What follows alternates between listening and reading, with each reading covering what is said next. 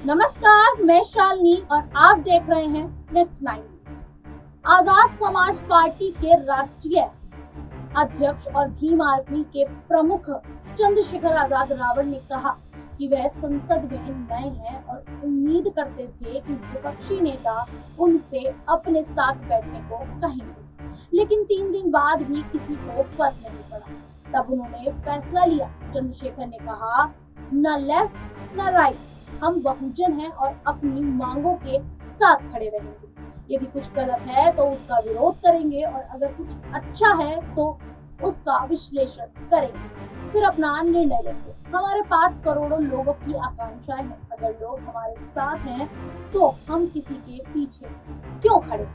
लोकसभा चुनाव में किसी विपक्षी पार्टी से गठबंधन न होने पर चंद्रशेखर ने कहा, मुझे लगता है कि वे नहीं चाहते कि पिछड़े वर्गों के बीच से एक स्वतंत्र आवाज उठे। कार्यक्रम में चंद्रशेखर आजाद ने वरिष्ठ पत्रकारों के सवालों का जवाब देते हुए ये बातें कही। उन्होंने जाति जनगणना को जरूरी बताया और कहा कि इस बार विपक्ष ने वही बात कही जो 40 साल पहले काशीराम कहते थे। नगीना से अपनी ऐतिहासिक जीत पर उन्होंने कहा कि मैंने सभी विपक्षी दलों से मिलकर लड़ने की बात कही थी।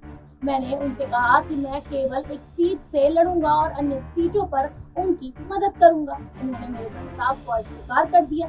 फिर मैंने सोचा कि जीतना या हारना कोई मायने नहीं रखता। अगर मैं ये चुनाव नहीं लड़ूंगा तो ऐसा लगेगा कि मैं नहीं लड़ सकता, क्योंकि मैं टाइम पत्रिका की 100 उभरते नेताओं जो भविष्य को आकार दे रहे हैं की वार्षिक सूची में भारत से एकमात्र था।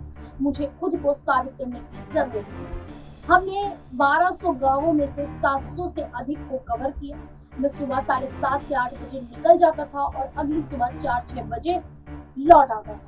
हमने लोगों से कहा कि उन्होंने सभी को मौका दिया, हमारे काम के आधार पर हमें भी मौका दीजिए। नगीना में गठबंधन सहित 3 राष्ट्रीय दल चुनाव लड़ रहे थे, एनडीए, इंडिया और बसपा। लोगों ने हमारा काम देखा और हमें वोट दिया।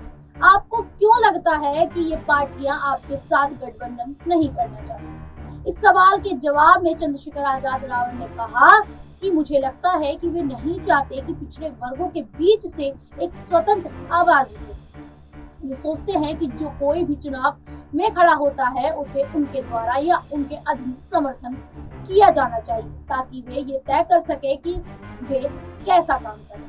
उनका मानना था कि यदि चंद्रशेखर आजाद चुनाव में खड़े होते हैं तो यह एक नई राजनीति को जन्म देगा। यदि आप लंबे समय से राजनीति में हैं तो उस जगह से लड़े जहां आपका दिल कहे, भले ही आपको केवल 20,000 वोट ही क्यों ना मिले।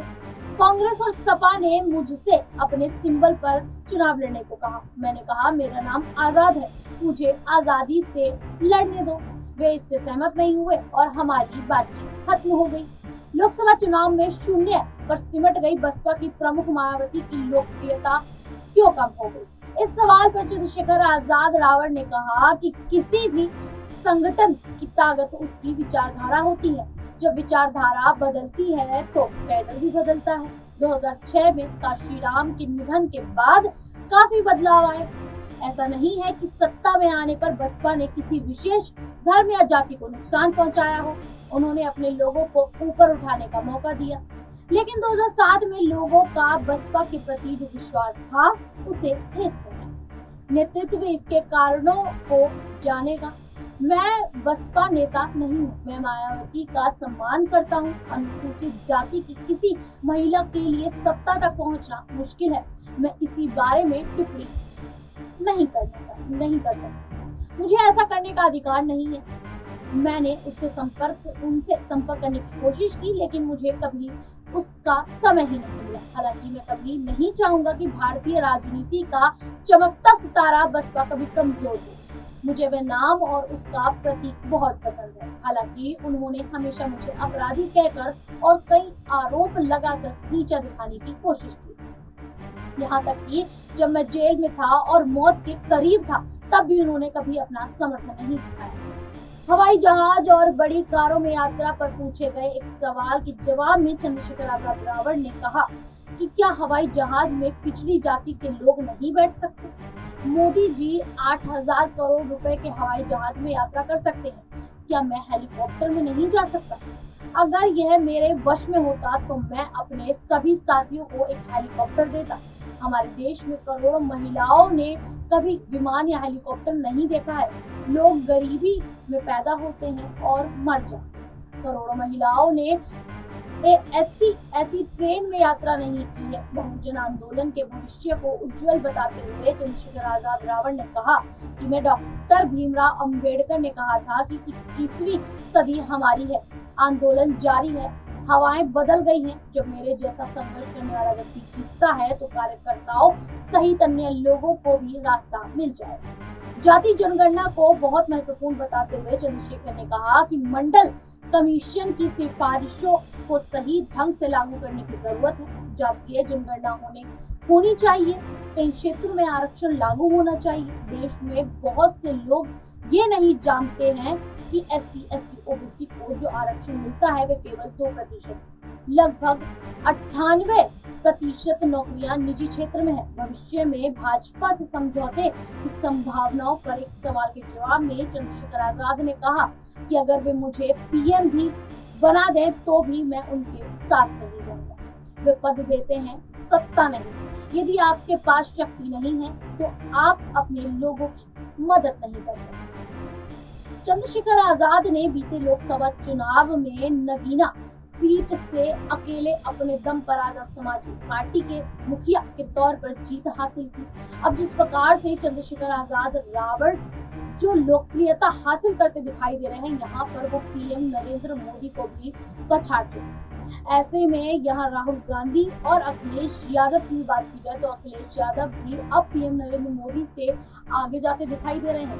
क्या जो विधानसभा चुनाव 10 सीटों पर उपचुनाव होना है उत्तर प्रदेश में, ऐसे में चंद्रशेखर आजाद रावण अपने प्रत्याशियों को मैदान में उतारेंगे। अब क्या चंद्रशेखर आजाद जो एकला चलो की रणनीति पर अब कहीं ना कहीं चलते दिखाई दे रहे हैं, जो बीते लोकसभा चुनाव में मायावती के साथ जाना चाह रहे थे लेकिन उनका समर्थन नहीं मिला। अब ऐसे में जो एकला चलो की रणनीति पर चंद्रशेखर आजाद रावण उतर चुके हैं, साफ तौर पर कह चुके हैं कि वो भेड़ चाल नहीं चलेंगे, वो किसी के पीछे खड़े होकर आखिरकार क्यों चले। वो लोगों की आवाज बनते दिखाई दे रहे हैं। संसद में पहुंचे तो संसद में भी दलितों की आवाज बनते दिखाई दी। ऐसे में चंद्रशेखर आजाद रावण का जो नाम है वो लगातार प्रचलित होता दिखाई दे रहा है।